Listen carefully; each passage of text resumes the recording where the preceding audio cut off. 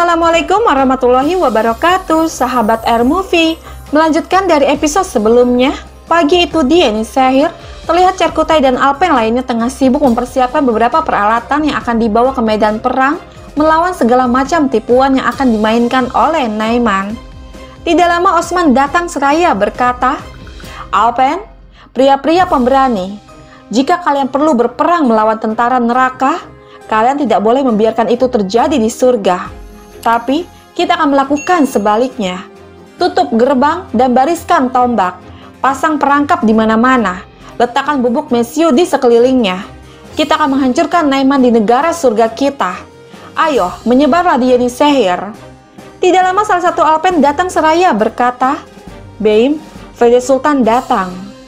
Sahabat kita beralih sejenak ke Naiman. Mengetahui bahwa ada beberapa pedang yang tumpul membuat Naiman sangat marah.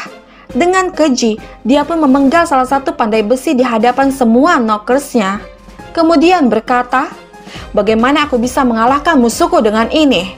Mereka yang tidak melakukan pekerjaannya dengan baik akan membayar harganya dengan nyawa mereka. Ambil pedang ini. Aku akan mengambil kepala Osman dengan ini secara perlahan." Osman bergerak menuju jebakanku. Hari ini akan berakhir. Setelah aku mengalahkan Osman, semuanya akan seperti yang aku inginkan. Darah yang akan ditumpahkan di tanah ini akan memenuhi tujuan kita. Pegang pedang kalian dan pergi ke kuda. Kita akan mengambil kepala Osman. Hari ini, aku adalah Murka Erlikhan. Sementara itu, di Eni Sehir, Bayendir berkata kepada Hussein, "Lihatlah, Hussein, perjalanan ini tidak seperti perjalanan ke Sogut atau ke Inegol. Pergi dan periksa kereta dan juga semua pria dengan hati-hati. Kita akan melalui jalan yang panjang. Kita harus benar-benar siap sebelum kita berangkat." Lalu Hussein mengatakan, "Semuanya sudah siap, Beim. Para Alpen itu tangguh. Kami mengambil yang terkuat dan paling mampu." Mendengar ini Bayendir mengatakan, "Bagus kalau begitu. Kita memiliki jalan panjang di depan. Itu menunggu kita. Hussein, kita akan meninggalkan tempat ini seperti ini. Tetapi kembalinya kita akan berbeda. Mungkin kamu akan melihatnya di rumah Eni Sehirku. Aku membuka dan menutup dewan."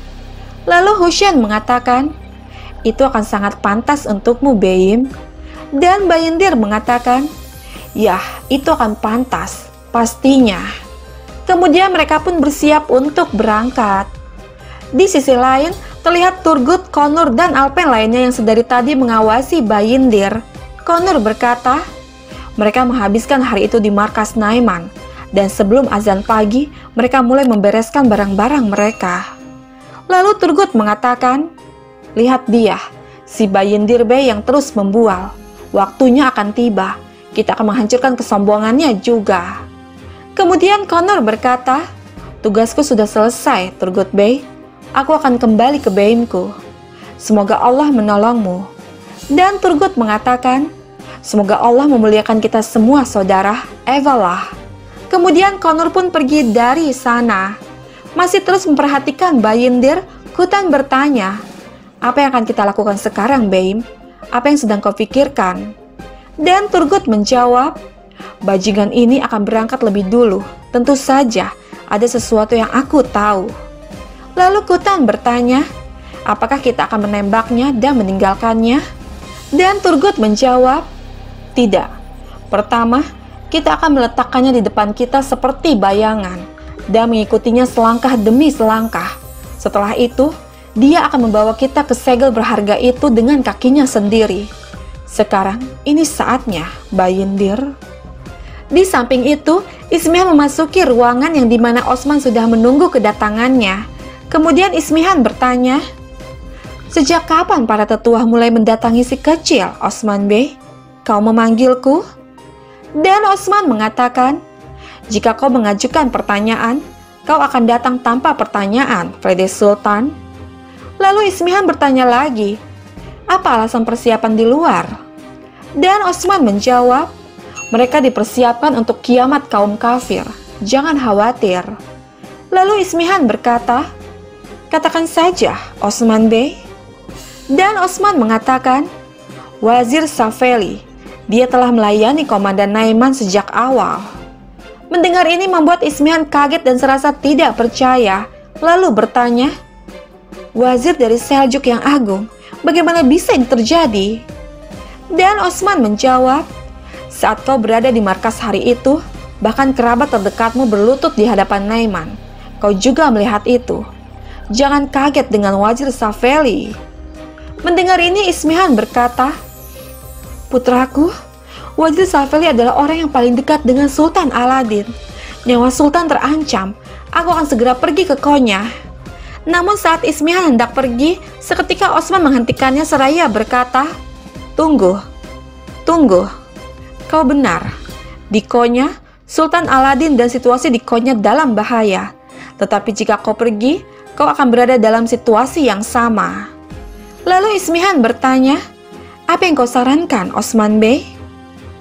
Sahabat kita beralih sejenak ke rombongan pengantin Aktemur dan Alcicek yang saat itu baru saja tiba di perkemahan Oktembey, suku Kargin. Dengan sangat meriah, mereka disambut oleh semua penduduk suku. Kemudian Benggi berkata, "Selamat datang, tenda kalian sudah siap, segalanya telah diatur." Mendengar ini Aisyah bertanya, "Tenda? Dari mana itu datang, Benggi Hatun? Mereka akan tinggal di mansion, dan mereka di sini untuk mencium tanganmu." Malhun juga mengatakan, "Apa yang terjadi, Benggi Hatun? Apapun itu, beritahu kami.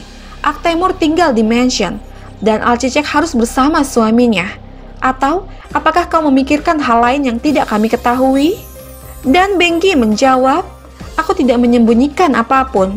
Aku mengatakan apa yang akan aku katakan sebelumnya. Benar kan, Nak?" Mendengar ini Aisyah bertanya kepada putranya, "Aktemur, apa yang terjadi?" Sahabat kita beralih lagi ke Osman. Tidak lama Bala datang memasuki ruangan seraya berkata, "Kamu tidak akan pergi sendiri, Fede Sultan. Kita akan pergi bersama." Menyaksikan ini Ismihan mengatakan, "Bala Hatun, aku tidak akan pernah melupakan orang yang berdiri di belakangku di masa-masa sulit dan di hari-hari baikku. Semoga kau panjang umur." Lalu Bala mengatakan, "Kami ingin kau mendukung kami selama hari-hari sulit kami, bukan sebaliknya. Kami juga tidak lupa, Fede Sultan. Tapi ini adalah hari persatuan." Lalu Ismihan berkata, "Kita harus pergi sebelum membuang waktu lagi. Semoga kau panjang umur, Osman Bey." Dan Osman menjawab, "Semua yang terbaik, Fede Sultan." Kemudian Ismihan pun pergi meninggalkan ruangan. Lalu Osman berkata kepada Bala, "Bala, Wazir Safeli tahu bahwa Orhan mengetahui tentang dia. Dia tahu kamu akan pergi ke sana sebagai musuh. Itu sebabnya, berhati-hatilah." Dan Bala menjawab, "Jangan khawatir, Osman. Kau juga. Katakanlah, kita akan memukul orang kafir dengan senjata ganda." Lalu Osman mengatakan, "Benar, kau harus berhenti mendatangi kami, tapi kami tidak akan berhenti memukul mereka. Semoga Allah melindungimu, Bala." Dengan mencium tangan suaminya, Bala berkata, "Kami akan kembali dengan kemenangan. Aku harap kita akan menemukan kemenangan ketika kita kembali." Kemudian Bala pun pergi meninggalkan Yenisehir untuk menuju Konya bersama Ismihan. Sahabat, bergabunglah terus bersama kami untuk mengetahui kisah selanjutnya.